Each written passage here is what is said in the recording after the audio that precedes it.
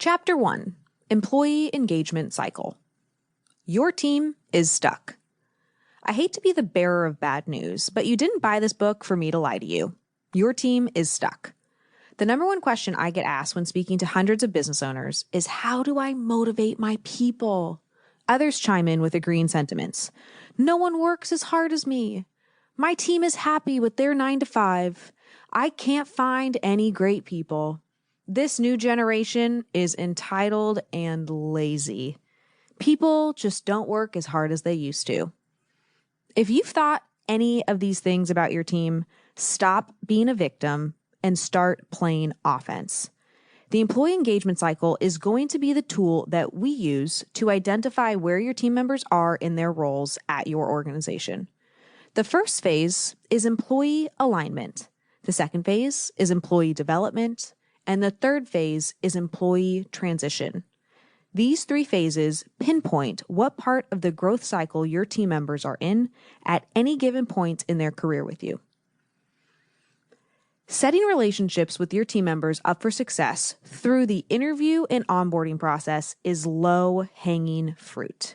We will dive into how to optimize your existing processes, but the greatest opportunity I see time and time again is the lack of emphasis on what skills team members need to develop to be able to transition into a new role. Instead, most, if not all, of your team members are stuck in a perpetual state of development. I think of this as development purgatory. Let's think about your onboarding process.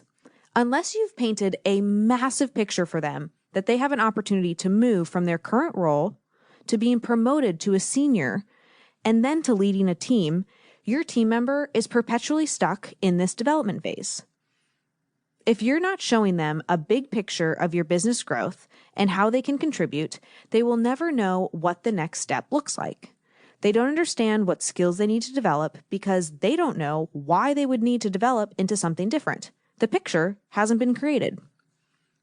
So when you think about this model, identify which bucket each of your existing team members is in. Are they in alignment, development, or transition? If they're in alignment, they've either just been hired within the past 90 days, or they were just promoted within the last 90 days. Depending on your growth, you should target 20% of your team to be in the alignment category. You should target 60% of your team to be in the development phase, which means that they are focused on being a top performer in their role. They're working on themselves, working on their goals, and adding skill sets to their ability to contribute. They're doing their job and ideally being the best at it. But the reason that you can inspire people to be the best at their job isn't so that they can just be a top performer and stay there for the rest of their lives. The next game for them is figuring out how to transition. But here's the deal. They're only allowed to transition if they are the best. So it's okay that people stay in the development phase the longest amount of time because adding valuable skill sets doesn't just happen in a weekend. But remember this. The only reason that they stay there and push themselves to be the best is because they're able to see a picture for what transition looks like. This comes to the transition phase. When it comes to the transition phase, you should target 20% of your team. Let's put our team member hat on. Let's say I've been an account manager for 18 months. And the reason I'm striving to be the absolute best account manager possible is because I understand that the next opportunity for me is to be a senior account manager. And a senior account manager looks like additional pay, looks like additional responsibilities, because I've demonstrated in my current role that I'm able to add more value. So once I've moved through development and have officially transitioned into the senior account manager role, what happens next? Well, I'm back in alignment again.